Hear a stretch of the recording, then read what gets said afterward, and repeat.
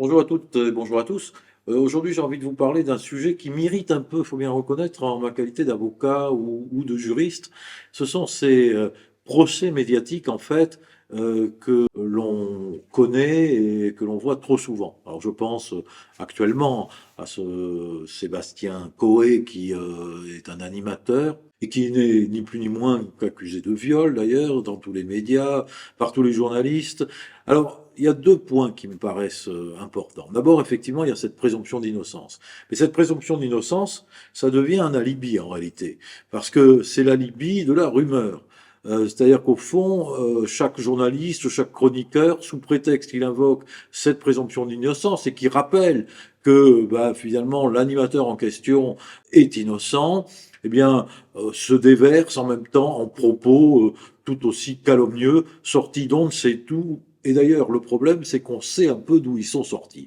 Et c'est mon deuxième point que je trouve important à signaler, ça sur le plan du juriste. Il faut savoir qu'il y a un principe fondamental qui est totalement violé et qui réglerait le problème de la présomption d'innocence. C'est l'article 11 du Code de procédure pénale qui garantit normalement le secret des enquêtes et de l'instruction. Et c'est pas anodin, parce que ce principe est sanctionné, réprimé par un article du Code pénal à 3 ans d'emprisonnement et 45 000 euros d'amende pour ceux qui violeraient le secret des enquêtes ou de l'instruction.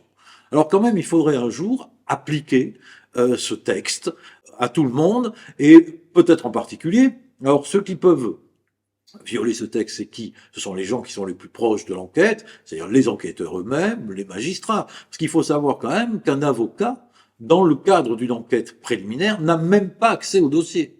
Donc je suis épaté de voir sur des émissions de grande écoute une chroniqueuse qui lit le procès-verbal d'audition de la plaignante. Comment est-ce possible si le secret de l'instruction et le secret des enquêtes n'a pas été violé? Alors, le journaliste peut opposer à cela le secret des sources, c'est-à-dire qu'il n'a pas à révéler ses sources. Peut-être, mais au demeurant, il reste receleur de la violation du secret de l'instruction.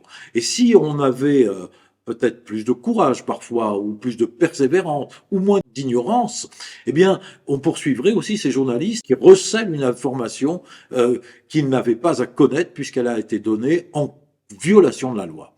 Et si tout ça était respecté, je peux vous dire que le problème de la présomption d'innocence ne se poserait pas, parce que les gens ne seraient au courant de rien, et on en serait au courant que au moment où en fait il y aurait une vraie information, c'est-à-dire le jour où il est jugé soit coupable, soit au contraire relaxé.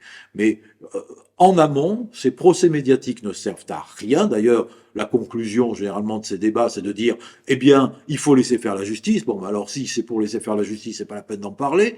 Et là, ça fait de la retape. Et entre-temps, quand même, les dégâts peuvent être énormes, puisque d'après ce que je sais déjà, ce monsieur, que je ne connais pas par ailleurs, animateur, a quand même perdu son travail à Énergie ou je ne sais quelle station. Certainement vit-il une situation morale, psychologique difficile, parce que quand même il est jeté en pâture sur des ragots, ni plus ni moins pour l'instant. Donc, à quoi sert-il d'en faire des gorges chaudes? C'est assez scandaleux. Si on faisait respecter et appliquer la loi, le problème ne se poserait pas. Voilà ce que j'avais envie de vous dire et je vous dis à très bientôt pour une prochaine vidéo.